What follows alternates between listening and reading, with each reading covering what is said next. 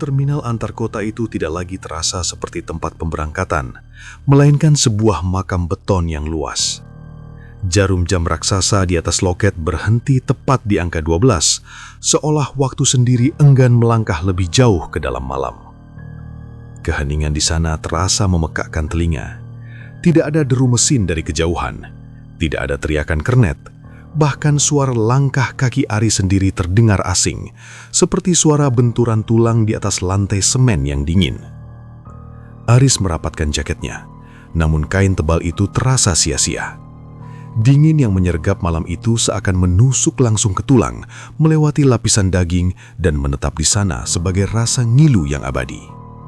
Ia menghembuskan nafas dan uap putih keluar dari mulutnya, menggantung di udara seperti hantu kecil sebelum lenyap ditelan kegelapan.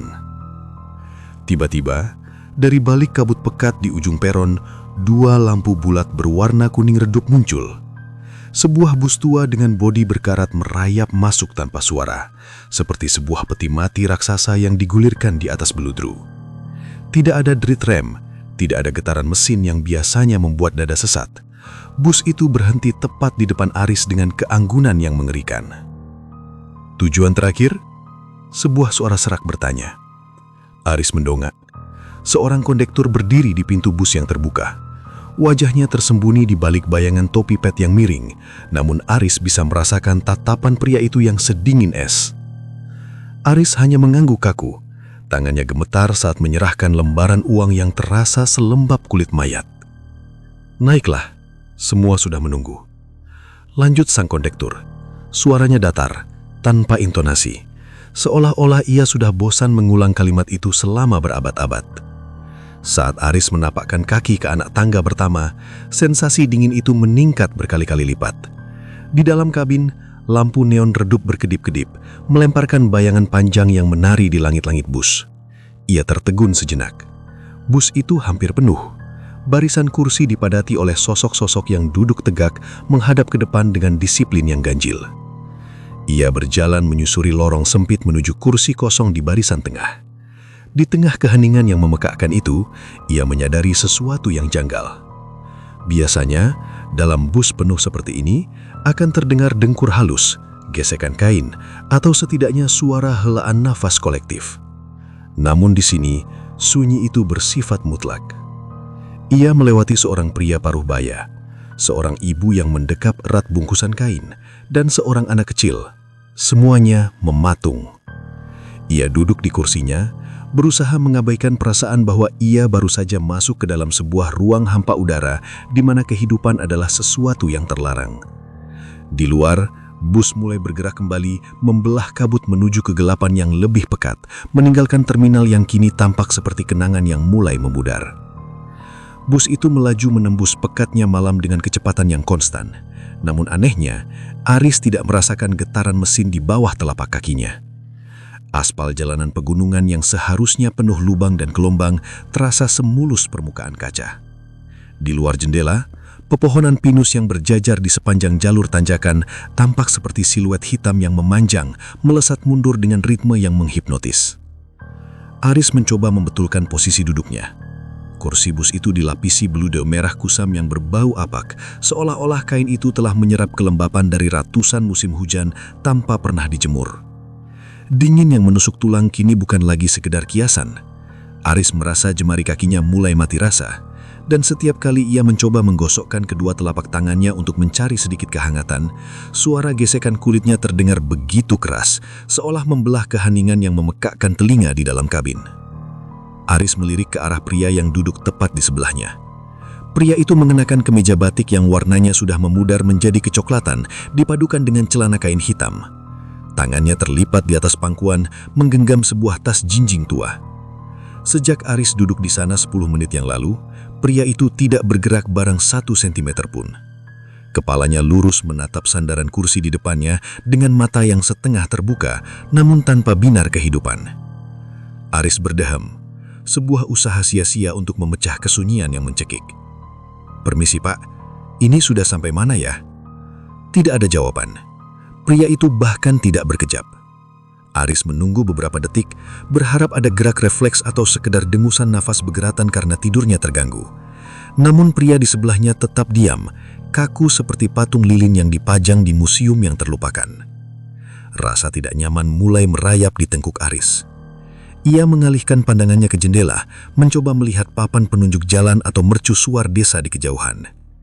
Karena udara di dalam bus itu sangat dingin, kaca jendela di sampingnya mulai tertutup kabut tipis. Secara naluriah, ia mendekatkan wajahnya ke kaca dan menghembuskan nafas panjang. Sebuah noda embun terbentuk di kaca, bulat dan buram. Aris menggunakan telunjuknya untuk menghapus sedikit embun itu agar bisa melihat keluar.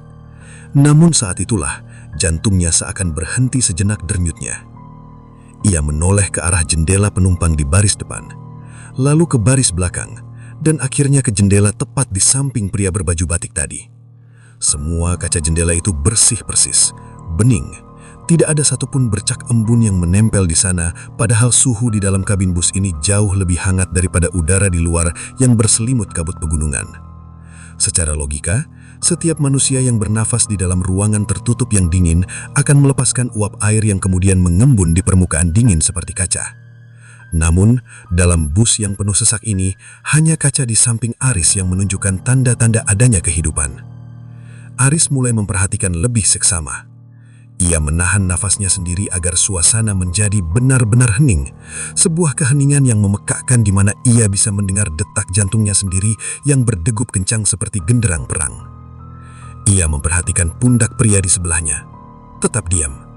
Ia memperhatikan dada ibu yang menggendong bayi di seberang lorong. Tetap rata. Kain selimut yang membungkus bayi itu sama sekali tidak menunjukkan gerakan naik turun yang ritmis. Tidak ada satupun dari mereka yang bernafas. Rasa takut yang murni, yang dingin dan purba meledak di dalam dada Aris.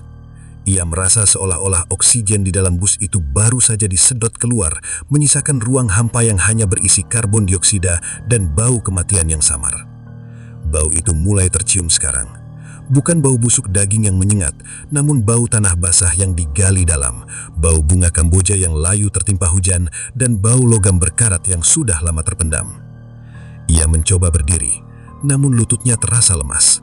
Saat ia berpegangan pada sandaran kursi di depannya, ia tidak sengaja menyentuh kulit leher pria berbaju batik. Aris tersentak hebat, hampir memekik. Kulit itu tidak sekedar dingin. Kulit itu terasa seperti balok es yang dibalut kulit tipis tanpa ada aliran darah yang memberi kehangatan di bawahnya.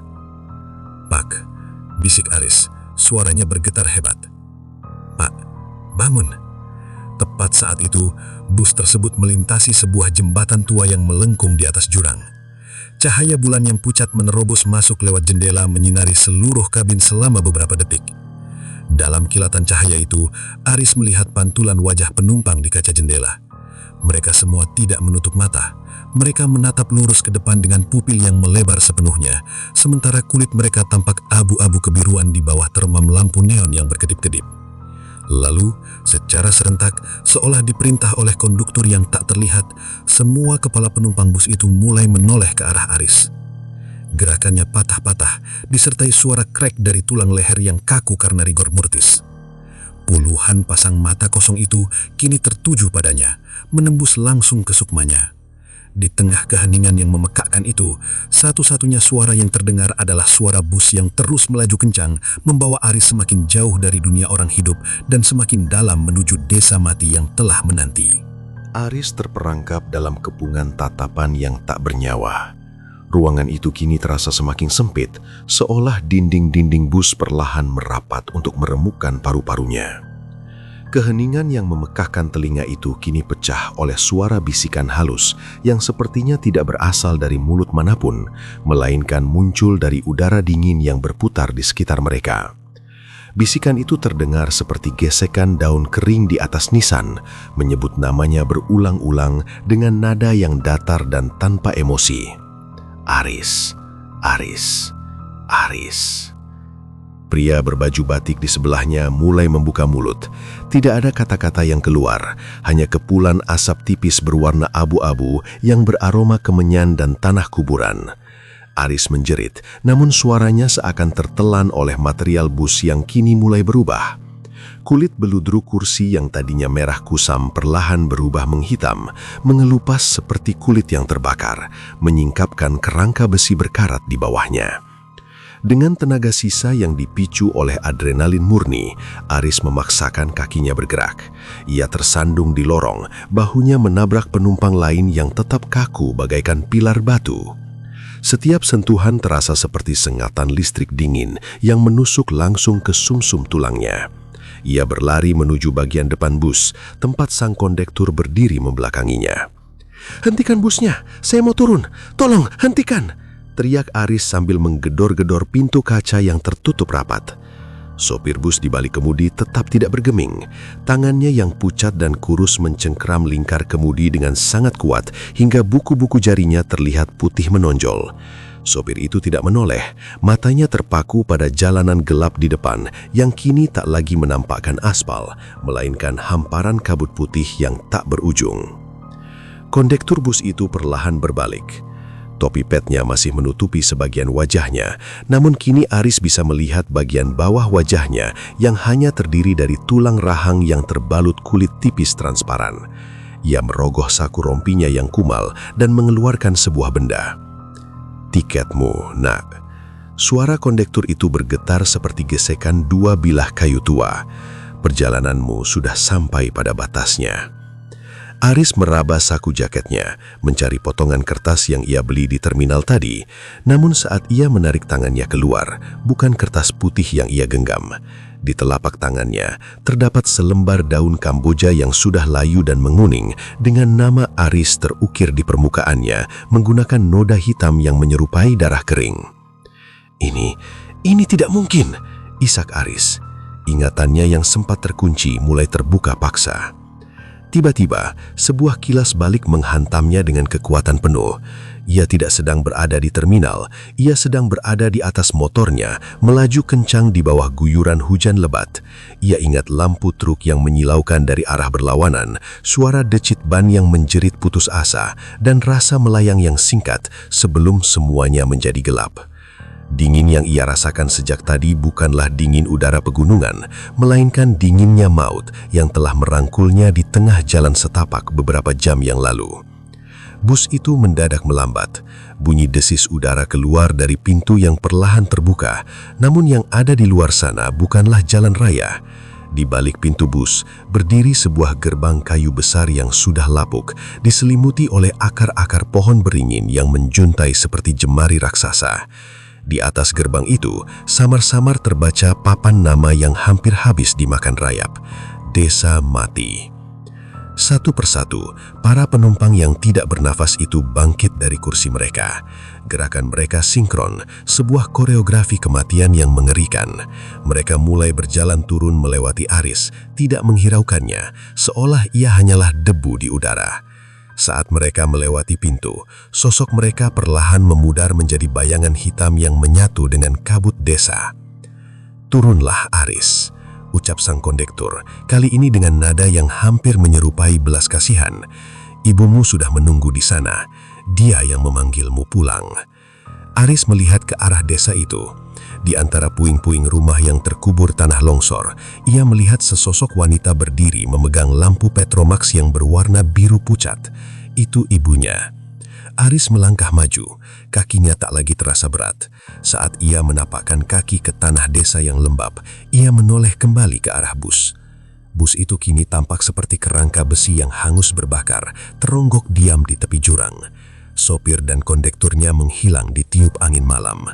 Aris melihat tangannya sendiri, kulitnya kini seputih salju, dan saat ia mencoba menghembuskan nafas terakhir untuk menguji keberadaannya, tidak ada uap yang keluar, hanya keheningan yang memekakkan yang menyambutnya saat ia berjalan perlahan masuk ke dalam pelukan kabut desa mati, menjadi bagian dari mereka yang tak lagi membutuhkan udara.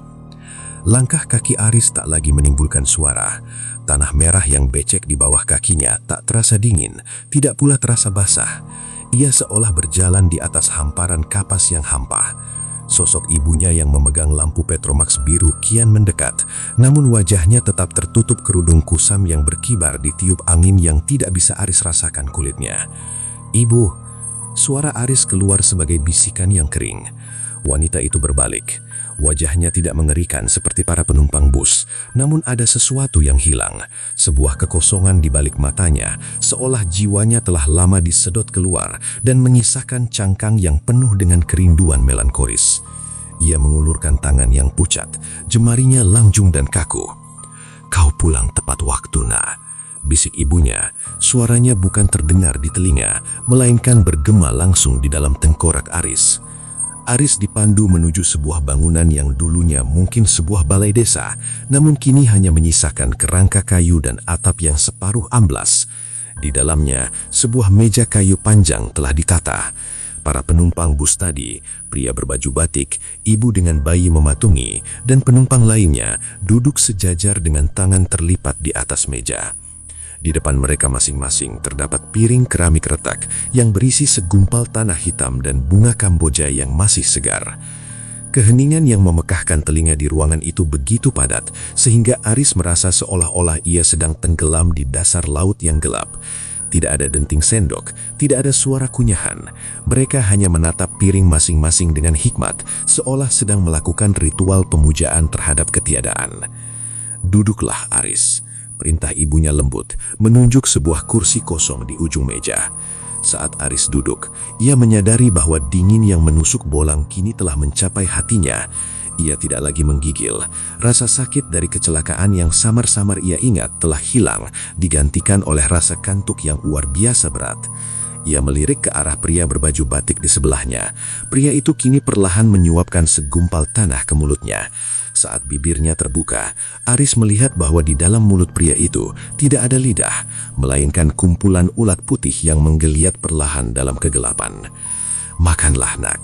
Ini adalah cara kita untuk melupakan jalan pulang," kata ibunya, berdiri di belakang Aris mengelus pundaknya. Tangan ibunya terasa seperti lempengan es yang menekan bahunya. Aris menatap piringnya.